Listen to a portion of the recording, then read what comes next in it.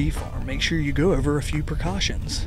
Wear your bee suit and bring your smoker to calm the bees. For Hub City TV, I'm Tyler Hill. Homebrewing dates back to our founding fathers. In fact, George Washington brewed his own alcohol, but in Mississippi, it's illegal.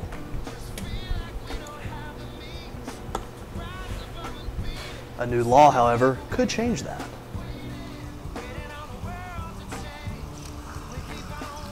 The Longleaf Trace is a biking and jogging trail that extends 41 miles west through the Pine Belt.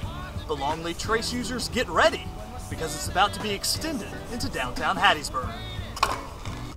Gulf Coast residents celebrated USM's Gulf Park campus' 5th annual Blues and Jazz Festival. The festival included entertainment for children and vendors of all kind. An unlikely vendor emerged, however. Johanna Brower shouldn't be alive. 30 years ago, Brower's skull was crushed while stopping a fight in New Orleans. And the next thing I know, the world was this way, and the next thing I know, there's a police officer shoving me into the back seat of a police car going, "No, we can't wait for an ambulance. This kid's got to go." After a few days in the hospital, Brower learned devastating news. Realized that from here down, didn't work anymore. The doctors had little hope. They pretty much told me I'd never walk again. Brower says despite the setbacks, there's always reason to push forward. It's a struggle. You learn to bloom where you're planted. That's the words I live by, pretty much. You know, you got to realize there's always something to be thankful for, and there's always somebody in a worse situation. You know, and you just jump over the hurdle.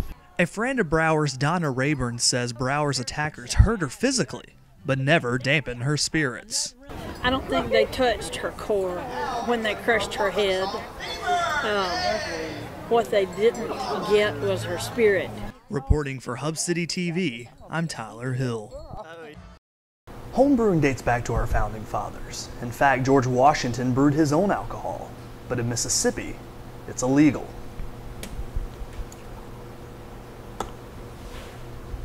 A new law, however, could change that.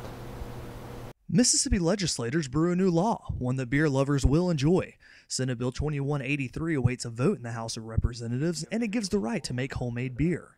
Though homebrewing is illegal in the state, it doesn't stop brewers like Ben Green. I mean, it's kind of got a cool factor a little bit, I guess. You know, you're kind of like this, you know, you got this kind of outlaw thing. Green says there was no stopping after his first home brew. Once you brew that first batch, you know, it's just want to brew more and more and more, and you know, once your friends start tasting it and they love it, you know, it quickly became a passion. John Neal owns a local pub called the Keg and Barrel, and he holds his outlaw home brew competition every year. Neal says that silly home brewing is illegal and the rules needed to be challenged. I truly didn't think anything would become of it, but you know, if they would have thrown me in jail, then so be it. Even if the bill passes, Neal says the competition's name won't change. It will forever be outlaw home brewing. It kind of defines what the party was about, and so we'll continue with the same name. Reporting for Hub City TV, I'm Tyler Hill. Bees. Most of the time we run away or swat at them, but Hattiesburg beekeeper Keith Dell collects them. Dell owns Beelicious, a local honey business, and he has multiple bee colonies in the Pine Belt. Dell says he became a beekeeper 10 years ago to help his family's allergies. We moved from place to place, and my wife and my oldest son would have allergies, and her pediatrician, of course he wasn't her pediatrician at the time, recommended that she get local honey, and we couldn't find any, and so we just made our own. Honey typically begins to show the first week of April, but Dale says the extreme cold snaps this winter delayed production.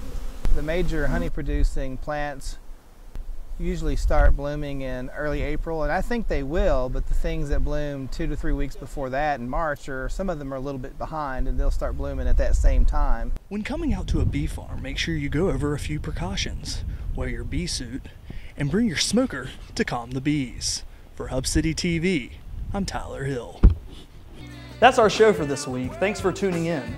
Join us next week as we take you inside the home of an extreme couponer, discuss the development of Hattiesburg downtown, and show you an interesting way to combat high cholesterol. Subscribe to our YouTube channel and follow us on Twitter, keyword Hub City TV USM. Until next time, stay sassy, Hattiesburg.